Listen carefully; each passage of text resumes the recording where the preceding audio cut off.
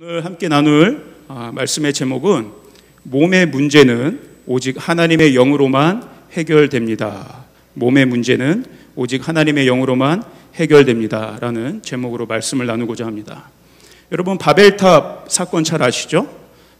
바벨탑 사건은 우리가 잘 아는 대로 인간 문명이 이뤄놓은 그 문명의 절정을 상징하고 있습니다.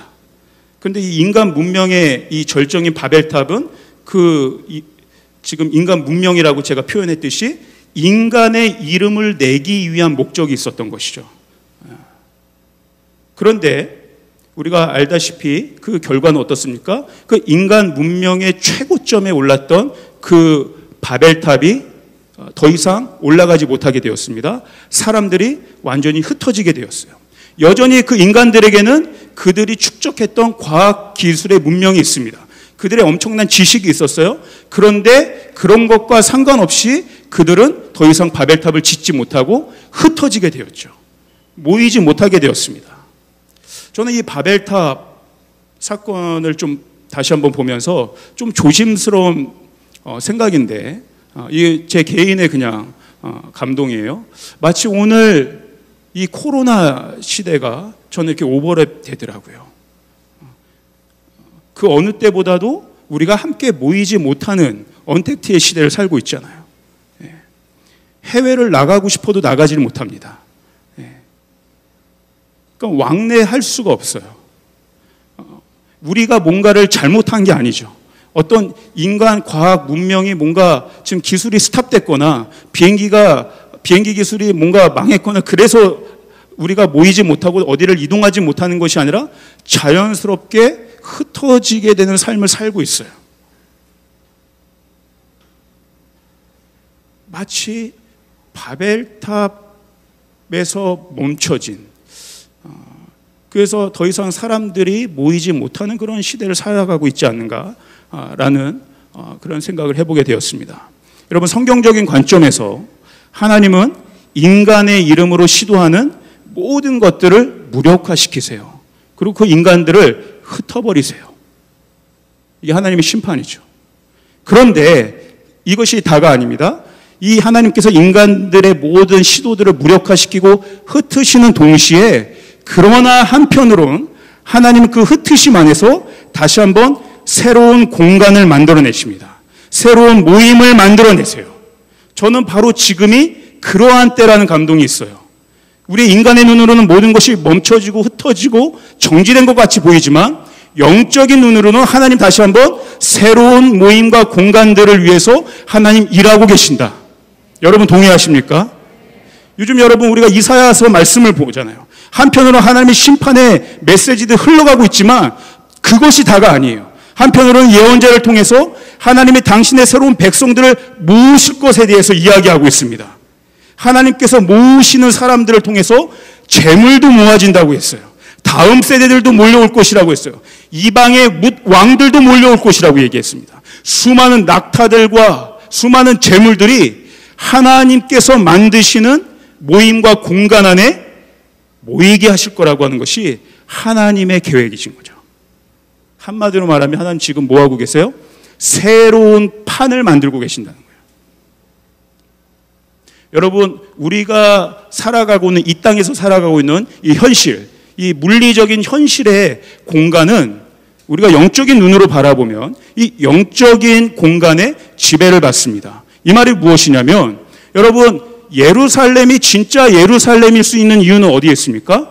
그 성전이 진짜 성전일 수 있는 이유는 어디에 있습니까? 그냥 물리적인 예루살렘이란 도시가 예루살렘일 수 있는 게 아니라 예루살렘 가운데 하나님의 영이 충만하게 거할 때 그것이 진짜 예루살렘이 되는 것이죠.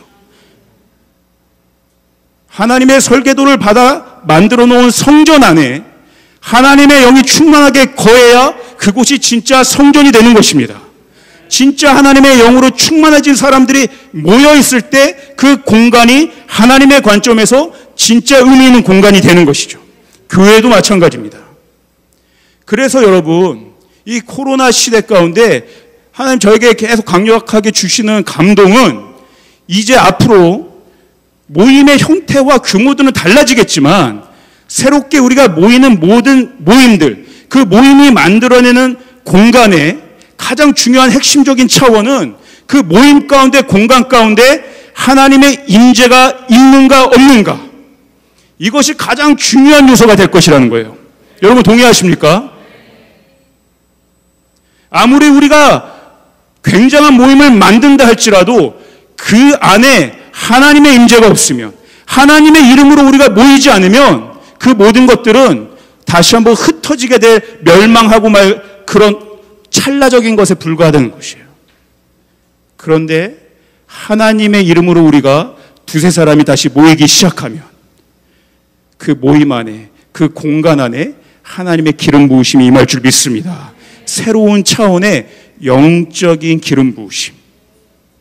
오늘 이 새로운 판을 하나님이 교회를 통하여 다시 한번 세컨 찬스로 주고 계신다고 하는 감동이 있어요. 정부 차원에서 이런저런 가이드를 주지만 그것과 상관없이 이제 하나님을 진짜 믿는 저와 여러분들은 2명이 모이든 3명이 모이든 스몰로 모이든 그 모임의 목적이 하나님의 이름을 위하여 모여질 때 진짜 그 모임 가운데 하나님의 영이 임하신다는 거예요. 그 모임에 필요한 모든 영적 자원들을, 실제적인 자원들을 하나님이 모이게 하신다는 것이에요. 온라인 모임도 여러분 마찬가지입니다. 온라인은 한편으로 이 시대 가운데 하나님 우리에게 새롭게 주신 또 하나의 기회일 수 있어요. 그런데 이것이 진짜 하나님 나라를 위하여 의미가 있으려면 온라인으로 모이는 이 모든 모임도, 이 목적도 하나님의 이름을 위하여, 하나님의 영광을 위하여 모이는 모임이 될 때, 그 온라인의 공간이 그렇게 만들어질 때 이것이 변하지 않는 하나님의 자원들을 하나님께서 부어주시는 영적인 공간이 될 것이라는 거예요. 수많은 온라인 모임들이 지금 만들어지고 있습니다. 세상적으로는 더 많이 논의되어지고 이 담론이 거대 담론이 되어서 이 세상을 다시 한번 이끌어가는데, 그 모든 형태적인 차원을 떠나서 과연 저와 여러분들이 온라인으로, 비대면으로 채팅을 한번 하더라도 그 모임의 성격이 하나님의 이름을 위하여 우리가 모일 때 엄청난 새로운 영적인 차원의 길이 열린다는 것이에요. 이 공간, 이 영적인 공간의 차원을 잘 보여주는 성경의 이야기가 바로 마르다와 마리아의 이야기인 것 같습니다. 여러분 잘 아시죠? 마르다와 마리아의 이야기. 마르다와 마리아의 이야기가 보여주는 핵심이 여러분 무엇입니까? 우리가 이분법적으로 보통 생각할 때가 있어요. 마리아는 말씀을 듣는 일을 했기 때문에 뭔가 더 우월적이고 영적인 존재였고, 마르다는 부엌에서 일을 했기 때문에 뭔가 더 좀 열등하고 저차원적이고 육적인 일을 했다? 이런 단순한 이분법의 문제가 아닙니다. 여러분, 마르다에게 처음부터 문제가 있었던 건 아니에요. 마르다는 처음에 예수님을 자원하는 마음으로 예수님을 웰컴했어요. 예수님을 좋은 음식을 대접해서 예수님께 그것들을 공급하기 위해서 그렇게 예수님을 자기 집으로 기꺼이 초대를 했어요. 이게 바로 서브, 예수님을 위해서 섬긴 거예요. 이것이 마르다의 예배였습니다. 예수님을 갈망한 그 순전한 마음, 예수님을 정말 이렇게 예수님만 바라보는 그 거룩하고 순결한 마음으로 저는 마르다가 예수님을 초청했다고 믿어요. 이거 자체가 문제가 아니었습니다. 그런데 문제가 생긴 것이죠. 중간에 마르다의 마음에 분노가 일어나기 시작했어요. 짜증이 나기 시작했죠. 그래서 그 분노의 마음이 어디에게 갔어요? 마리아 동생에게 갔습니다.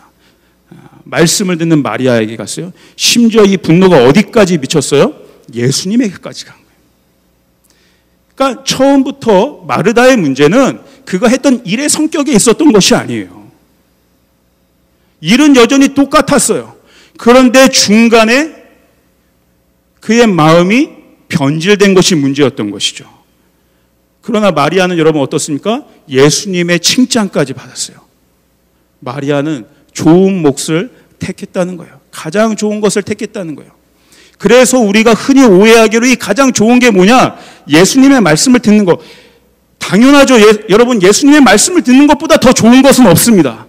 근데 제가 다시 한번 물어보는 것은, 그러면 여기에 예배 회중 가운데 가만히 앉아 계신 분들은 가장 신령하고 좋은 것을 택한 분들이고, 오늘 이 예배를 섬기기 위해서 저 막 동번서주하고 우리 의료팀은 찬양을 못해요, 여러분. 밖에서 이거 하고 있는 거예요. 저 스태프들은 마르다인가요? 그런 좋은 것을 선택한 것이 아닌, 그런 게 아니라는 것이죠. 오늘 누가복음 10장 39절의 말씀을 보면 이렇게 나와 있어요. 그에게 마리아라 하는 동생이 있어 주의 발치에 앉아 그의 말씀을 듣더니, 마리아가 있는 공간을 여러분 잘 보셔야 돼요. 말씀을 듣는데 말씀 듣는 게 우월하고 봉사한 게 저열하고 이런 차원이 아니에요. 말씀을 듣는데 어디에서 듣느냐가 중요하다는 거예요. 마리아가 말씀을 듣는 공간은 주님의 발치라는 거예요. 이 주님의 발치에 앉아 있다는 것이 여러분 무엇을 의미하냐면 주님의 임재, 주님의 통치를 의미해요. 주님의 발치는. 마리아가 말씀을 들을 때 영으로 듣고 있었다는 거예요. 주님의 영이신 주님의 임재 안에 그가 머물고 있었다는 거예요. 하나님의 임재와 하나님의 다스심을 받기 원하는 마리아의 그 마음 안에 그 간절한 갈망함이 있었어요. 영적인 갈망함. 여러분, 오해하면 정말 안 돼요.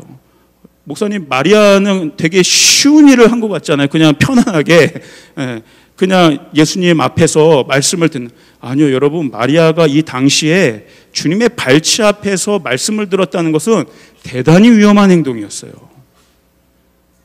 사회 문화적으로 여성이 당시에 남자의 발치 앞에 앉았다는 것 자체가, 이거는 완전히 몽둥이로 맞을 만한, 지금은 상상도 할 수 없지만, 이 평등의 시대에 상상도 할 수 없지만 완전히 정죄당할 만한 엄청나게 위험한 행동이었다는 거예요. 그리고 종교적으로도 굉장히 위험하고 레디컬한 일을 한 거예요. 예수는 당시에 이미 벌써 바리새인이나 서기관 같은 당시 종교인들에게 예수님은 블랙리스트에 올라 있는 상태죠. 그 발치에 앉았다는 것은 그 위험 인물인 예수의 제자가 된다라는 뜻이거든요. 그러니까 그 앞에서 말씀을 듣는다는 건 목숨을 어떻게 보면 사회적인 매장을 당할 것을 각오하고 그 앞에 앉아 있는 거예요. 결코 편한 상태가 아닙니다. 어떻게 보면 오히려 마르다는 당시의 관습 안에서, 사회 문화적인 현상 안에서 되게 안전하게 용인될 만한 나이스한 일을 하고 있는 거예요. 부엌 일을, 여성으로서. 그러니까 부엌 일을 해서 들편하고 말씀 듣는 자리에 앉아서 안 편하고 이런 차원이 아니라는 거예요. 문제는 말씀을 듣는 자리에서도 주님의 임재를 갈망하고 영의 눈으로, 영의 귀로, 영의 마음으로 그 마음을 받는 마음의 중심이 중요한 것이죠. 마르다도 마찬가지입니다. 처음에는 주님을 위해 음식을 만들었을 때 그 순간에는 저는 주님을 갈망하는 그 영적인 마음으로 만들었을 거라고 생각해요. 그런데 그 마음이 흐트러져 버린 거죠. 요동함이 있었다는 거예요. 그러니까 처음에 마르다도 그 부엌의 현장은 바로 주님의 발치였던 거예요. 주님의 발치 앞에서 내게 맡겨진 일들을 감당하느냐, 감당하지 못하느냐의 문제였던 겁니다. 일을 하는 그 물리적인 현실의 공간은 변하지 않았어요. 그런데 중간에 주님을 갈망하는, 주님의 임재만을 사모하는 그 마음이 변질됐을 때 그에게 엄청난 스트롤링이 찾아온 것이죠. 오늘 여기에서 말씀을 듣고 있는 여러분들 어떻습니까? 저는 여기 있는 여러분들이 지금 이 말씀을 듣는 자리가 주님의 발치가 될 줄 믿습니다. 영적인 갈망과 목마름이 이 자리에 앉아있는 나에게 있는가? 오늘 내가 하나님의 통치와 하나님의 다스림을 진짜 사모하고 있는가? 이것이 우리 삶의 진짜 근원적인 문제예요. 이것이 우리 삶의 모든 문제예요. 모든 문제, 뿌리를 흔들 만한 진짜 문제는 외적으로 보여지는 어떤 현상적인 것에 있는 것이 아니고 주님의 발치에서 멀어질 때 진짜 문제가 생겨나게 되는 것이었어요. 이게 마르다의 근원적인 문제였어요. 주님의 임재 안에, 주님의 발치에 있다 멀어지는 것. 우리가 여러분 이 회중석에 앉아서 주님의 말씀을 들어도 우리의 마음 가운데, 우리의 내면 가운데 이 말씀이 역사하지 않는 이유, 우리가 주님의 일들을 감당하는 사역의 현장에서 그 일들을 하더라도 그것을 하다가 때로 번아웃되고 무기력함을 느끼는 이유는 우리가 하나님의, 주님의 발치로부터 멀어졌기 때문입니다. 그래서 여러분, 때로는 죄송한 표현이지만 때로는 이 말씀을 듣는 자리가 속임수의 자리가 될 가능성이 있어요. 내가 그냥 여기 앉아서 신령한 말씀을 들음으로 인해서 내 영성이 뭔가 나아지고 있다는 것들이 속임수일 가능성이 있다는 거예요. 우리 조이풀 교회 여러분 정말 예배 임재가 있지 않습니까? 우리 예배팀의 예배가 굉장하지 않습니까? 이 화려한 예배를 드리는 이 현장의 예배가 때로는 속임수일 가능성이 있다는 거예요.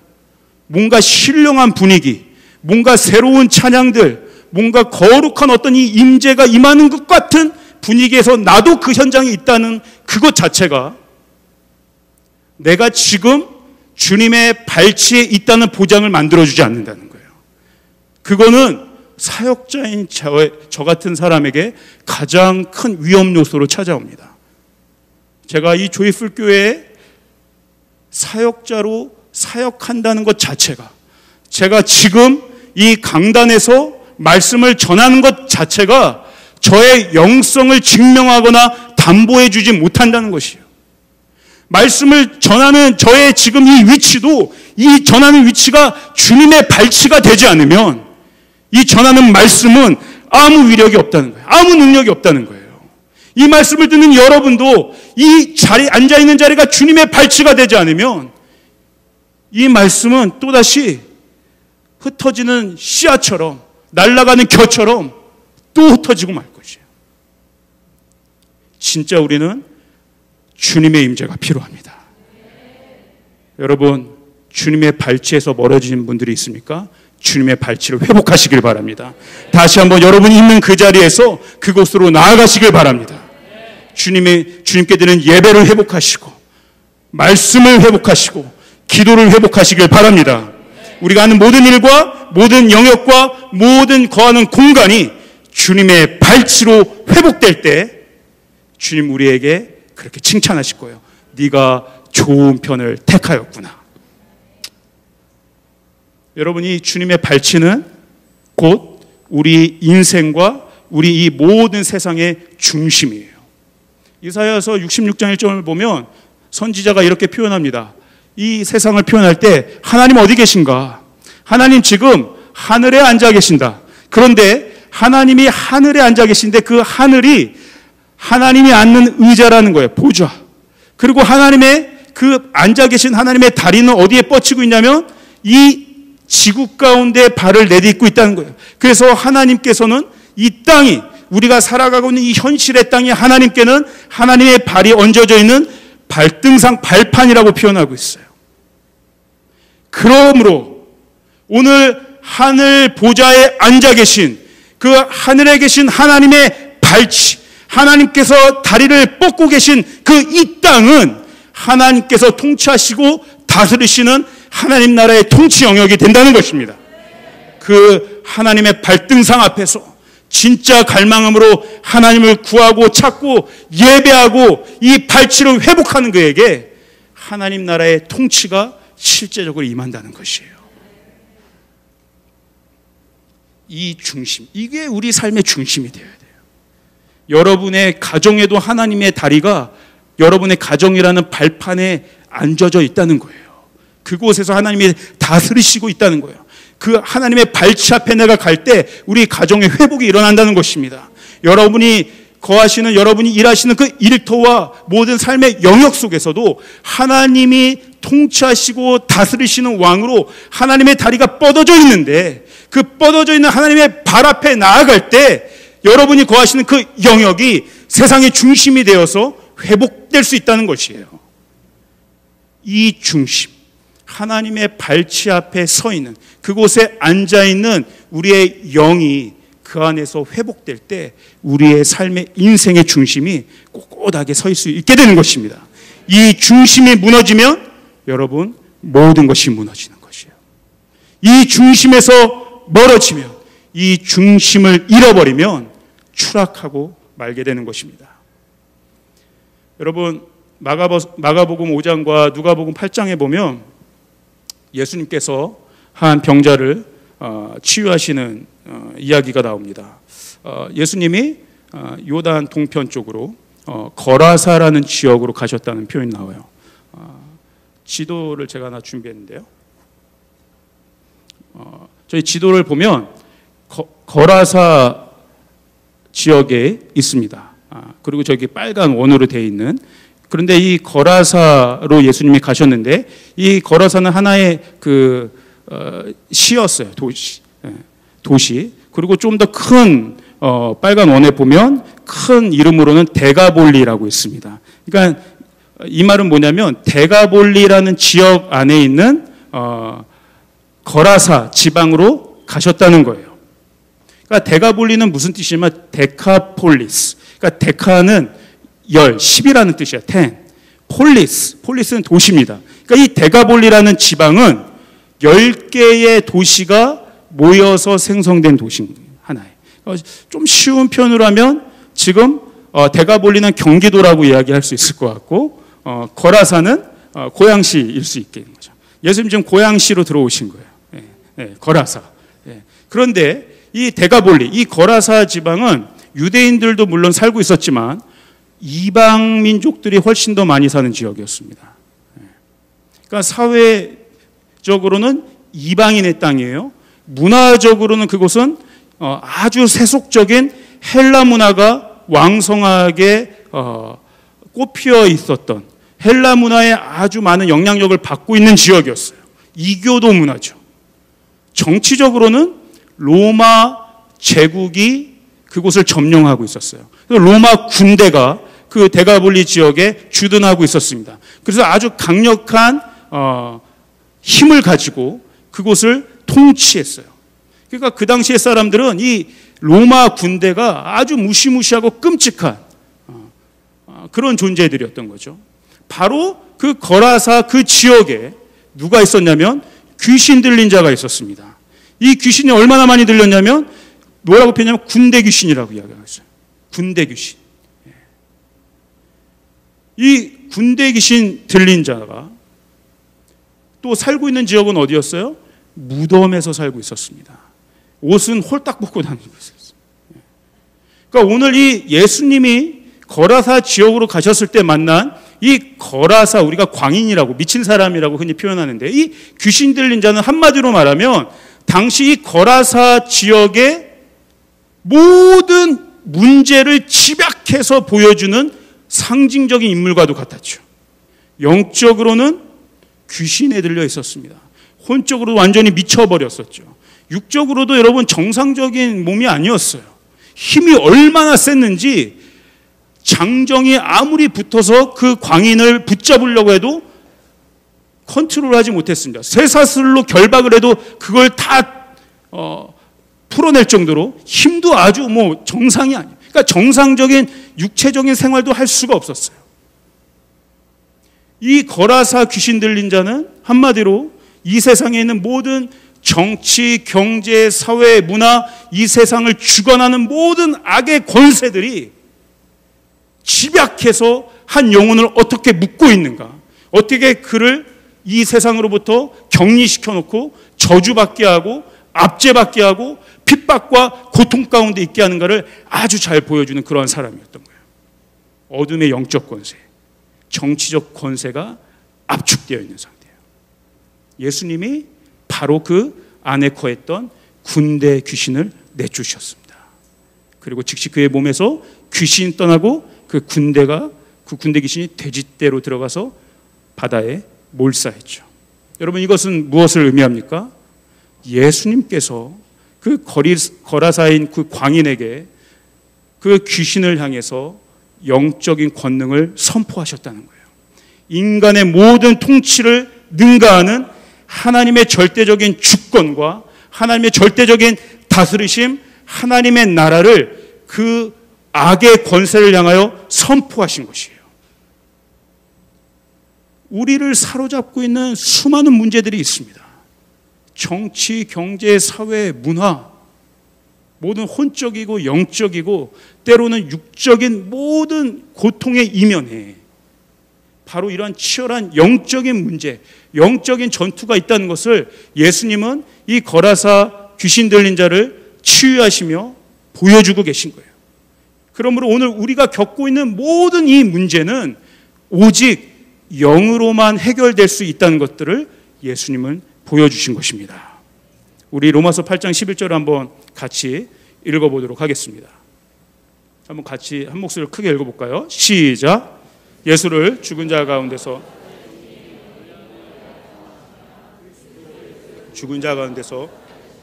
너희 간에 거하시는 그의 영으로 말미암아 너희 죽을 몸도 살리시리라.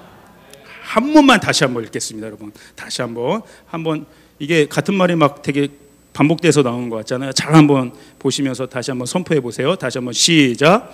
예수를 죽은 자 가운데서 살리신 이의 영이 너희 안에 거하시면 그리스도 예수를 죽은 자 가운데서 살리신 이가 너희 안에 거하시는 그의 영으로 말미암아 너희 죽을 몸도 살리시리라. 아멘.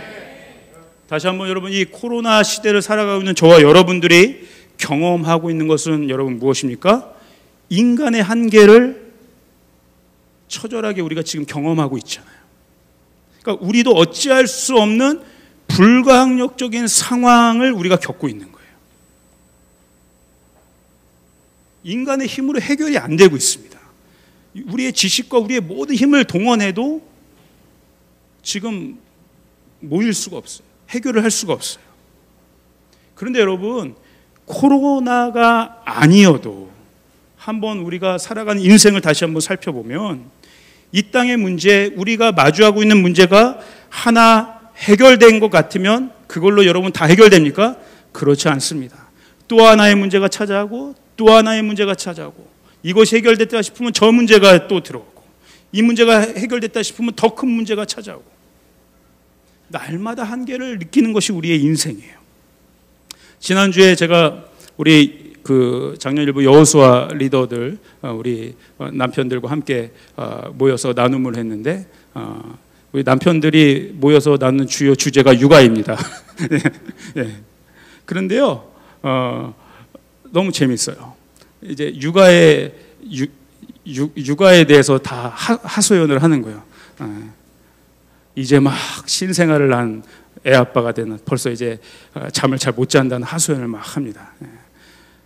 그 옆에 있는 다른 아빠가 얘기해요. 그거 아무것도 아니라고. 이제 기어다니기 시작하고 걸어다니기 시작하고. 그러니까 또 옆에 있는 아빠가 말해요. 그거 아무것도 아니라고. 둘째나 보라고. 그러니까 또 옆에 있는 아빠가 이야기하죠. 그 정도면 뭐 아무것도 아니다. 육체적으로 힘든 건 아무것도 아니다. 벌써 애들이 이제 학교 들어갈 나이가 되니까 그 아이들의 내 자녀들이면 그 아이들이 내면에 있는 악함들과 내가 싸우고 있다. 그러니까 여러분 문제가 끝이 없어요. 물론 아이를 키우는 기쁨도 있지만 끝이 없는 거예요. 이때는 이런 문제로 고민하고 힘겨워하고 그걸 넘어갔다 싶으면 저런 문제로 또 고민하고. 여러분 사업도 마찬가지고 우리가 처한 모든 물리적인 현실과 상황도 다 마찬가지 아닙니까? 좋을 때도 있죠. 그런데 어느 순간 나빠질 수도 있습니다. 이 문제가 해결돼 싶으면 아까 또 저 문제가 또 찾아온다는 거예요. 그 현실적인 문제 하나하나를 지혜를 가지고 능력을 가지고 잘 해결하는 것은 너무나 실제적이고 중요한 일이지만 진짜 문제는 영적이라는 것이에요.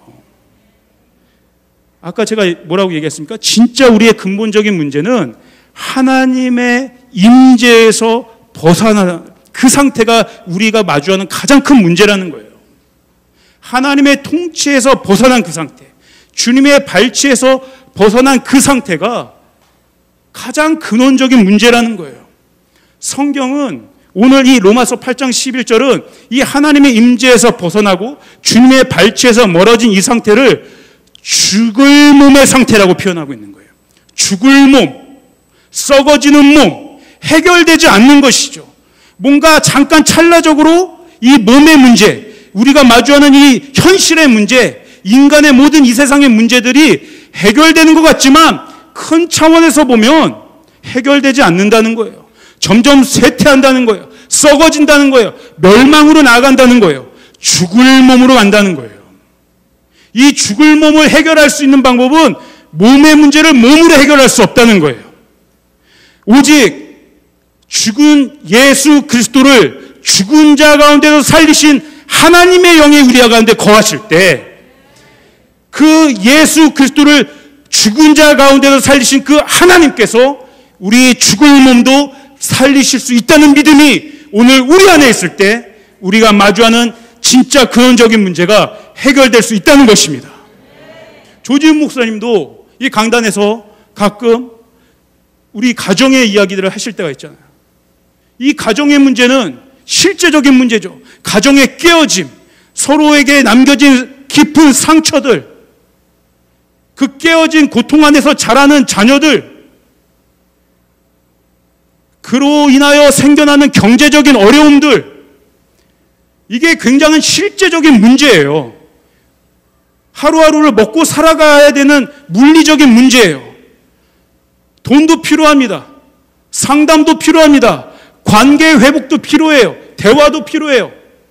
그런 것이 안 중요하다는 것이 아니라 진짜 이 모든 문제를 근원적으로 해결할 수 있는 유일한 방법은 하나님의 영밖에 없다는 것이에요. 죽어가는 이 가정의 문제를 어떻게 살릴 것인가? 돈도 해결할 수 없고 대화로도 해결할 수 없고 상담으로도 해결할 수 없고 오직 죽은 자를 살리신 하나님의 영이 우리 가운데 거하실 때만 그 하나님께서 죽을 우리의 가정을 살리실 수 있다는 것입니다. 죽을 우리의 문제들을 해결하실 수 있다는 것이에요. 하나님이 다시 한번 우리를 이 정열 가운데 우리를 다시 한번 세우고 계신다는 것이에요. 주님의 발치에 서 있는가? 여기에 정렬하고 있는가? 하나님의 임재, 하나님의 영, 하나님의 능력으로 힘입지 않는 모든 것들은 아무리 인간의 손으로 만지작 한다 할지라도 결국은 죽을 것이 되고 말 것이에요. 썩어지고 말 것이에요. 이번 주 목사님이 그 정오 예배 하시면서 그 데릭 프린스 목사님의 표현을 쓰셨는데 진짜 저도 그런 표현은 처음 들어봤어요. 그러니까 종교, 하나님의 영이 없는, 하나님의 임재가 없는 그냥 육적인 종교 생활을 하는 것을 그 목사님이 뭐라고 비유하셨냐면 냉장고라고 표현하신 거예요. 냉장고. 이 냉장고가 뭐예요? 부패를 근본적으로 막을 수 없는 거예요. 부패를 지연시켜 줄 뿐이라는 거예요. 여러분 그 백종원 씨가 하는 프로그램 보시면 그 주방 점검하잖아요. 뭐부터 봅니까? 냉장고부터 열어봐요. 그 되게 혼날 때가 있죠. 냉장고 안에 그 음식이 완전히 묵혀 있을 때 그거 못 먹는다는 거예요. 그거 사용할 수 없다는 것이에요. 이 문제를 냉장고로 해결할 수 없다는 거예요. 그냥 아무 하나님의 임재와 하나님의 영이 없는 인간의 어떤 종교와 인간의 힘과 능력과 방법으로 근본적인 문제를 해결할 수 없다는 것이에요. 새로운 판이 깔려져야 된다는 것입니다. 하나님의 영이 우리 안에 새롭게 부어져야 된다는 것입니다. 그리스도를 죽은 자 가운데서 살리신 부활의 영이 우리 가운데 일하시면 그 부활 생명이 우리 가운데 역사해서 죽을 우리의 몸이 살아날 수 있다는 것입니다. 죽어가는 것을 죽을 수밖에 없는 유한한 것에 생명력을 불어넣고 영원한 가치로 만들 수 있는 것은 오직 하나님의 영밖에 없음을 여러분 믿음으로 믿으시길 바랍니다. 그러므로 다시 한번 우리는 성령님을 갈망해야 됩니다. 성령께서 우리의 내면과 마음과 생각 모든 것의 중심이 되셔서 우리를 이끄실 때 우리가 예와 아멘으로 그 성령님을 살아있는 생명이 되어 쫓아가야 되는 것입니다. 이례적인 뜨거움이 아니라 지속적인, 이것이 조 목사님이 얘기한 모멘텀인 거죠. 이제 결론을 좀 나누고자 합니다.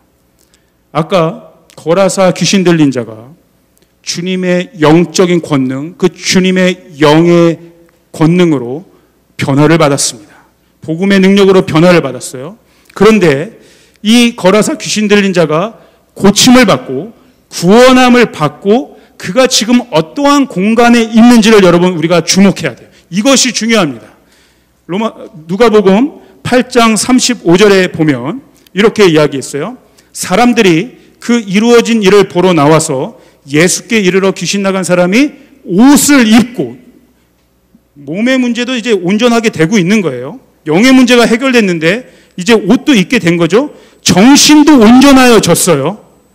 이 전인적인 변화를 입은 이 귀신 들린 자가 지금 어디에 앉아 있어요? 예수님의 발치에 앉아 있다. 예수님의 발치에 앉아 있는 것을 보고 두려워하거늘. 이 복음의 능력을 힘입어 완전한 변화를 입은 바로 그가 거하고 있는, 그가 만들어내는 공간이 어디예요?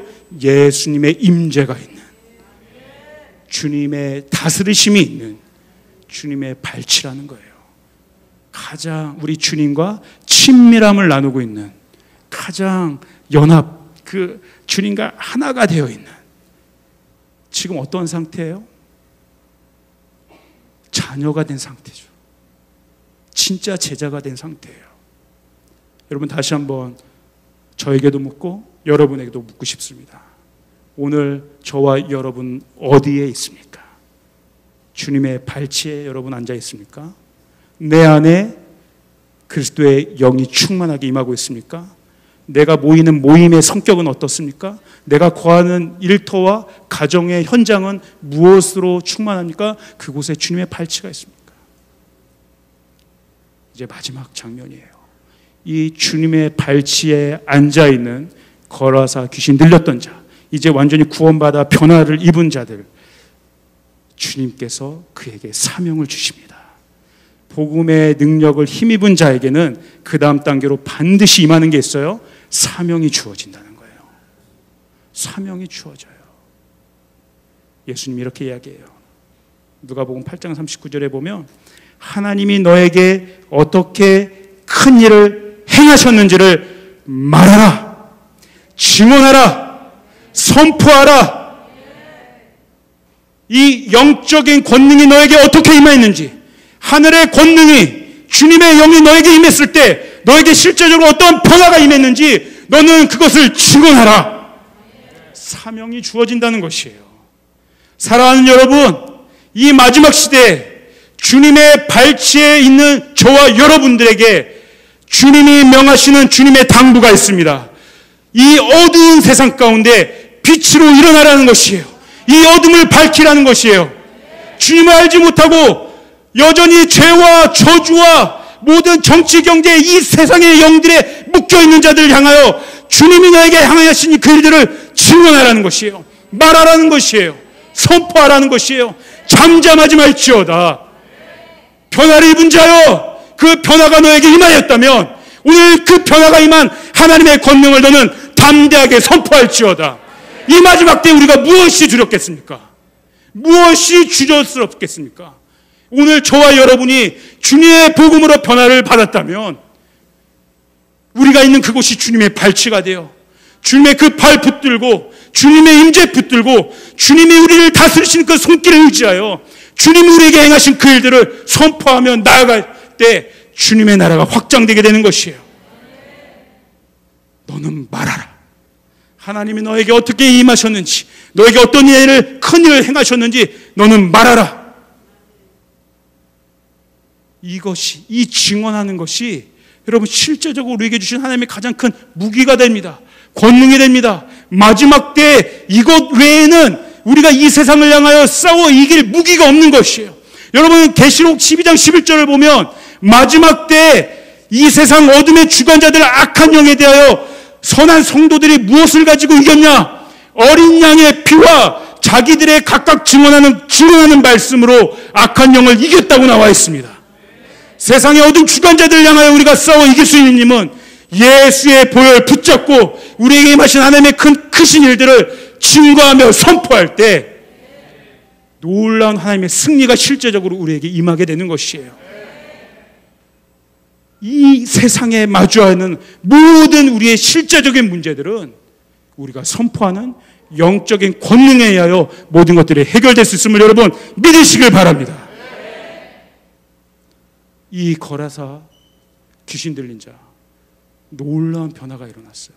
주님이요, 너희 가족에게 가서 말하라고 했어요. 처음에 너의 가족에게 가서 어떤 일이 벌어진지 알리라고 했어요.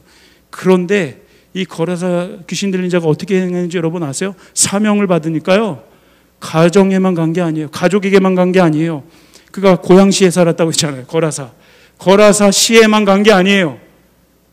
마가복음에 똑같은 말씀이 나오는데 그가 이 증언의 말씀을 데가볼리 지역에 나가서 다 전했다고 나와 있습니다.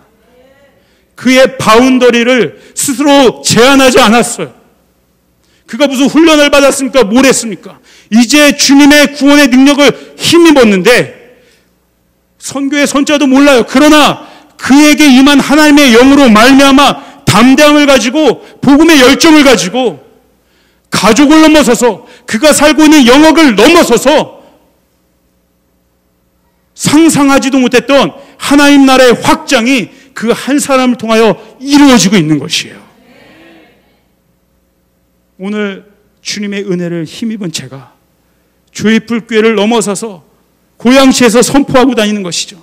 고양시를 넘어서서 파주시로 가고 김포시로 가고 서울로 가고 저 경기 남부로 가고 전국을 향하며 복음을 증언하는 일을 했다는 것이에요.